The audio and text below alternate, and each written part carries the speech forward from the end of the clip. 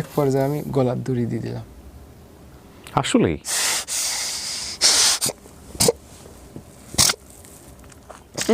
বিসমিল্লাহ।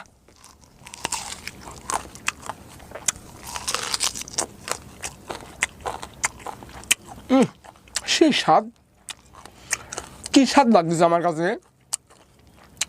এত স্বাদ লাগতেছে কে দাদা এই ফল।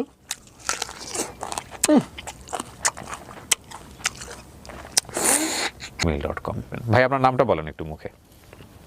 আসসালামু আলাইকুম। ওয়ালাইকুম আসসালাম। আপনার নামটা একটু বলেন। মোহাম্মদ মনিরুল ইসলাম।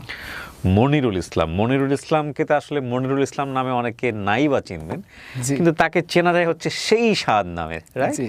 এবং আমি দেখলাম যে মানুষ খাওয়া দিয়েও ভাইরাল হয়ে যায়, খুব মজা করে খায়। লাস্ট আমি একটা ভিডিও দেখলাম তার, সেটা হচ্ছে, এটা আমাদের এলাকায় বলে ছাইতেনের গোটা, যেগুলো আসলে কেউ খাইতো না। আমি দেখতাম আমরা ওগুলো গাছগুলা বড় হয়ে গেলে কেটে কেটে আমরা লাকড়ি হিসেবে ইউজ করতাম। জি। তো এই ছাতেনের গোটাতে আমরা ছোটবেলায় খেলতাম। আমাদের আঞ্চলিক ভাষা, বগুড়ার আঞ্চলিক যারা আছেন তারা হয়তো বুঝবে, ছাতেন গাছ অনেক বড় বড় হয় এবং এই গোটাগুলো পড়ে থাকতো। সকালবেলা আমরা এগুলো কুড়াই কুড়াই এসে খেলতাম এবং ওগুলোতে অনেক সময় আমরা গাড়িও বানাতাম, জি, ছোট ছোট ছোটবেলায় গাড়ি বানাতাম এগুলো দিয়ে।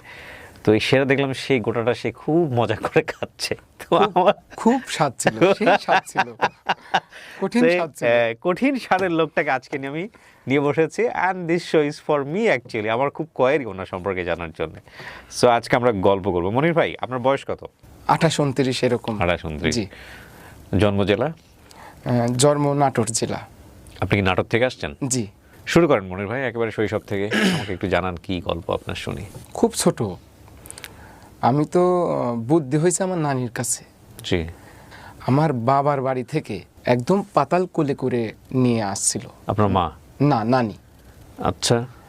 নানি নিয়ে আসছিল।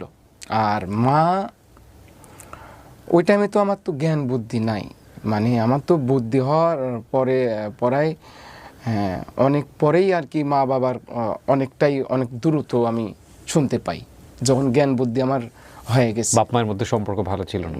না, ভালো ছিল না। আচ্ছা। নানি হচ্ছে মানুষের বাড়িতে খেতা সেলাই করি, তা বাদে ওই যে আগে তো নর্মাল ডেলিভারিটা বেশি ছিল, আমার নানি এই কাজগুলো, ও দায়ী যেটাকে বলে। হ্যাঁ। জি। এই কাজগুলো করে যেটা আর কি খুশি মনে যারা দিত, যা ওটা নিয়ে আমি আর নানি আর কি খাইতাম।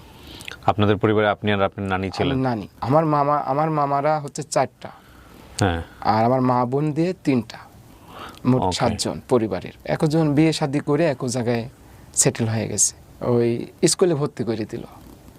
যখন একটু বড় হয়ে গেলাম, খুব